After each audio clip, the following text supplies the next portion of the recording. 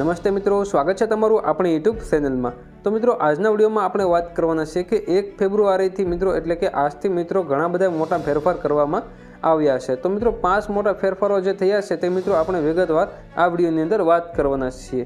તો દરેક ખેડૂત મિત્રો અને દરેક મિત્રોને ખાસ વિનંતી છે કે આ વિડીયોનો લાસ્ટ તક જોવે, બરોબર। આ મિત્રો 5 મોટા ફેરફાર થયા છે જે મિત્રો પીએમ કિસાન યોજનાની અંદર ફેરફાર કરવામાં આવ્યો છે, ડ્રાઇવિંગ લાયસન્સની અંદર મિત્રો ફેરફાર કરવામાં આવ્યો છે, પીએમ આવાસ યોજનાની અંદર મિત્રો ફોર્મ શરૂ કરી દેવામાં આવ્યા છે, રેશન કાર્ડની અંદર મિત્રો અલગ અલગ ફેરફાર કરવામાં આવ્યા છે। તો તેની સંપૂર્ણ માહિતી આજના વિડીયોમાં આપણે મેળવવાના છીએ। તો દરેક મિત્રોને ખાસ વિનંતી છે કે આ વિડીયોનો લાસ્ટ સુધી જોવે। તો મિત્રો, વધારે સમય નથી લેતા વિડીયોની શરૂઆત કરીએ।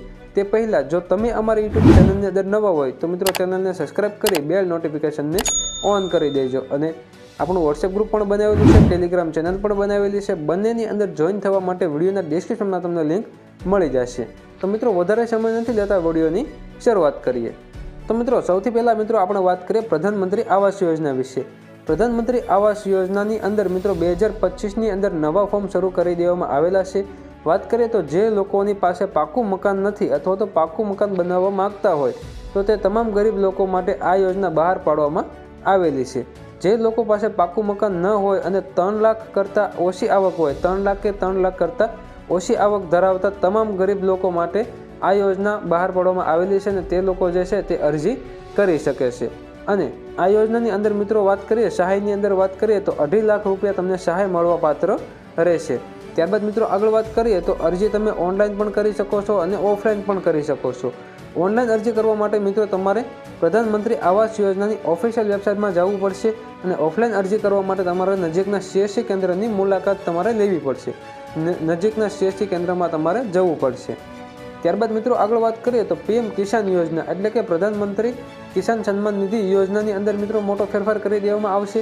તેની અંદર વાત કરીએ તો પ્રધાનમંત્રી દ્વારા જે મિત્રો પીએમ કિસાન યોજના ચલાવવામાં આવે છે તે મિત્રો વાત કરીએ તો આ યોજનાની અંદર દર ચોથા મહિને 2000નો હપ્તો તમને આપવામાં આવે છે।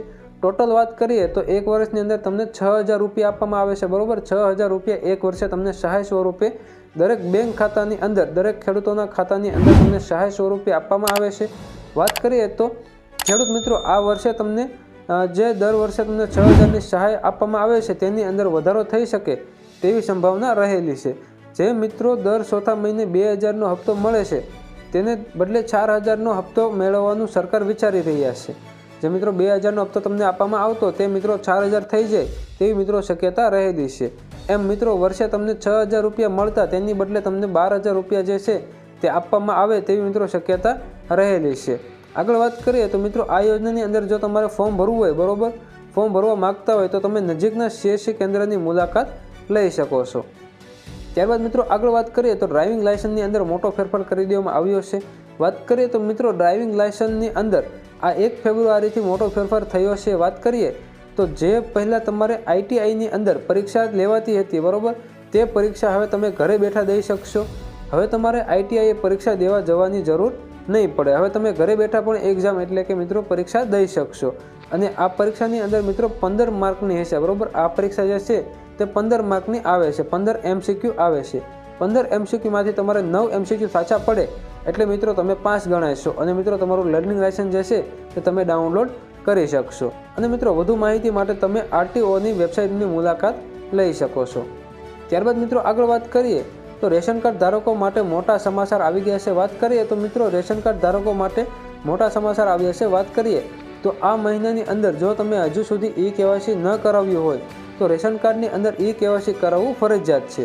તમે ઈ-કેવાયસી નહીં કરાવો તો તમારું રેશન કાર્ડ બંધ થવાની શક્યતા રહેશે। અને જો તમે ઘરે બેઠા ઈ-કેવાયસી કરવા માગતા હોય, બરોબર, ઘરે બેઠા ઈ-કેવાયસી કરવા માગતા હોય તો તમે ઘરે બેઠા ઈ-કેવાયસી કરાવી શકો છો। જે તમારે મોબાઈલની અંદર માય રેશન એપ્લિકેશન ડાઉનલોડ કરવાની છે અને આધાર ફેસ એપ્લિકેશન ડાઉનલોડ કરવાની રહેશે। આ બંને એપ્લિકેશન દ્વારા તમે ઘરે બેઠા ઈ-કેવાયસી કરાવી શકો છો। ત્યારબાદ મિત્રો આગળ વાત કરીએ તો માય રેશન એપ્લિકેશનની અંદર મિત્રો તમારે તમામ વિગતો ભરી દેવાની છે। ત્યારબાદ મિત્રો આધાર ફેસ એપ્લિકેશન દ્વારા તમારો લાઈવ ફોટો સ્કેન કરવાનો છે અને સબમિટ કરવાનું છે। આવી રીતે મિત્રો તમે ઘરે બેઠા ઈ-કેવાયસી કરાવી શકો છો।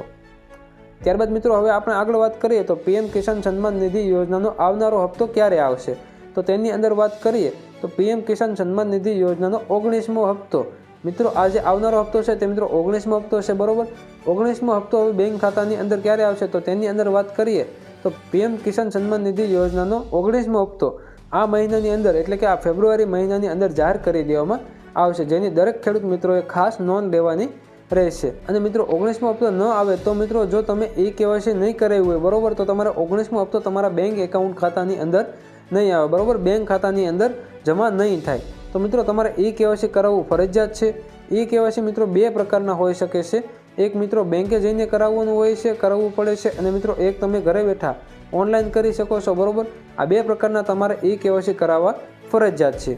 બેંકે જે મિત્રો KYC કરવામાં આવે છે તે મિત્રો તમારે બેંકે જ કરાવવું પડશે. અને બીજું જે છે તો મિત્રો KYC તમારે પીએમ કિસાન સન્માન નિધિ યોજનાની ઓફિશિયલ વેબસાઇટ છે તેની અંદર જઈને તમારે KYC કરાવવું પડશે બરોબર. તો મિત્રો આ બંને KYC તમારે કરાવવા ફરજિયાત છે. આ બીજું જે મિત્રો KYC છે બેંક સિવાયનું બરોબર, એ તમે નજીકના CSC કેન્દ્રની મુલાકાત લઈને પણ KYC જે છે તે કરાવી શકો છો. આ મિત્રો બંને પ્રકારના KYC જે છે તે મિત્રો કરવા ફરજિયાત છે. અન્યથા તમારો 19મો હપ્તો જે છે તે મિત્રો તમારા બેંક ખાતાની અંદર જમા નહીં થાય. દરેક ખેડૂત મિત્રોને ખાસ નોંધ લેવાની રહેશે.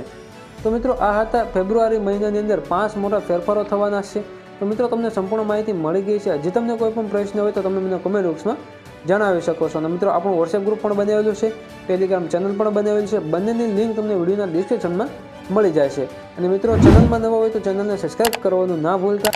અને મિત્રો વિડીયો પસંદ આવે તો વિડીયોને એક લાઇક કરી દેજો. તો મિત્રો મળીએ આગળના વિડીયોમાં. જય હિન્દ, વંદે માતરમ.